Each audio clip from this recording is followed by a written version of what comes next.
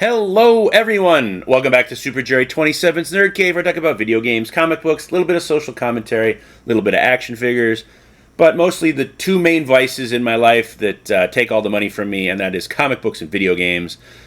So, thank you for watching.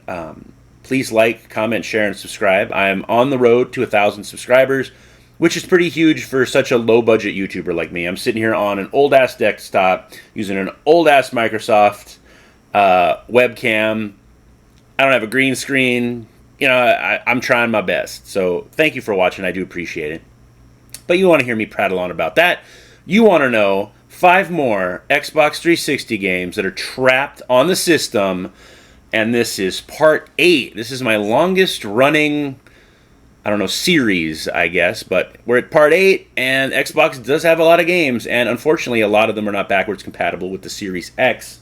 So let us begin with a Square and Enix published title, Mindjack. This is a dystopian future where people can be controlled by the shit that they implanted in their mind, right? Or is it a virus? Yeah. A radical technology is hacking into the minds of men and women and robots. That's not good. Thankfully, we don't have a lot of robots yet, but that's coming. I don't want my toaster to fucking fling hot toast at me because it's mind-jacked. But, yeah, interesting third-person, over-the-shoulder game, and you do use some of your powers to control other characters or NPCs, like they'll shoot each other and stuff like that.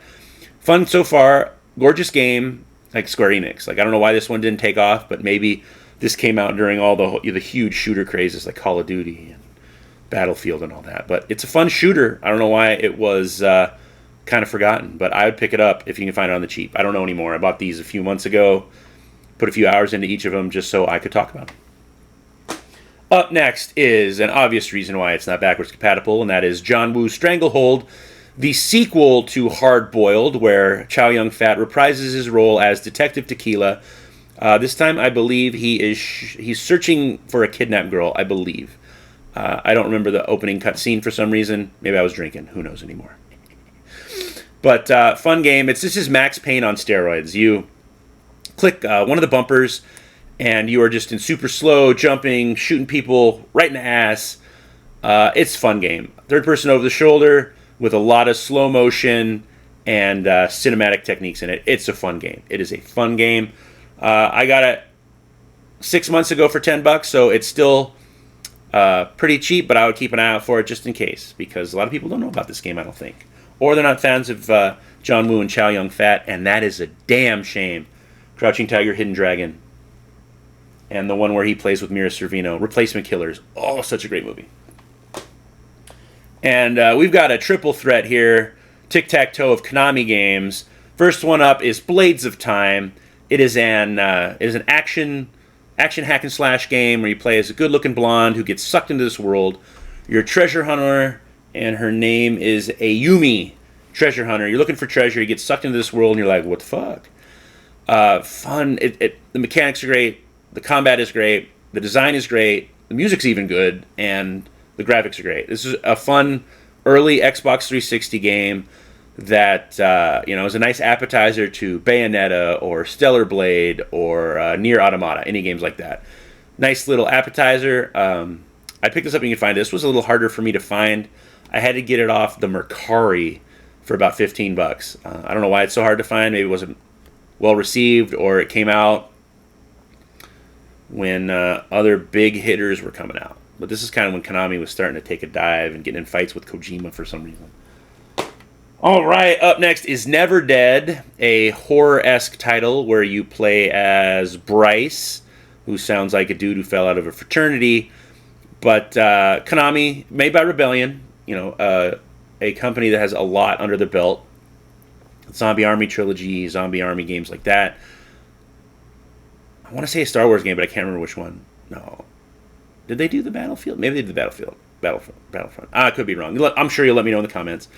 But you play as Bryce, and it's current day now. You've been alive for thousands of years, so you've known a whole bunch of historical figures.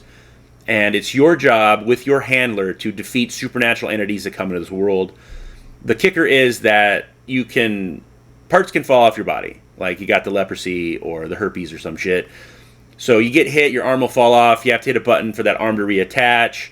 And it's a fun game. It looks good, but I don't know, the mechanics could have been a little tighter, because when you're rolling around as a head because you're getting your ass kicked trying to get your legs and your torso all back together, it's difficult. So I don't know, maybe I'm just bad at this game. I haven't played it for maybe 2-3 hours.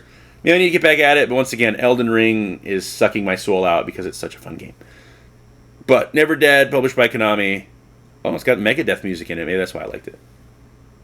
But yeah, $5. I got it for $5, 2016. Holy shit. And finally, another licensed game on the list, Saw 2 Flesh and Blood. A nice game to go with Saw, the first Saw on the Xbox 360. Now, this is also available on the PlayStation 3, but obviously you can't play it anywhere else but those systems. Obviously, this is a licensed game, so Lionsgate and Twisted Pictures is not going to let you play it on your Series X, unfortunately, but it's a fun game. Third person, over the shoulder. You play as like a kind of an offset character from one of the original movies. I think it's one of the movies I haven't seen. I've gotten up to Saw 4, and then I watched Spiral, which is really fucking good. Spiral was really good. I suggest that one. But, yeah, you're trying not to die in this carnival of fucking horrors, and it's really fun. Like, I don't think Megadeth, no Megadeth in this one, but I'm sure there was some hard rock music I was listening to. But another fun AA licensed game that isn't pure hot garbage like Superman 64. So those are 5 more Xbox 360 games that are stuck on the system. Part 8. Ocho. So have you played any of these? Are you going to look for them? Are you interested in any of them? Because they're all good. It's not like the prior list where one of the games going for $200 and it sucks dick. Let me know in the comments, and like, comment, share, and subscribe. Thank you very much. Bye-bye.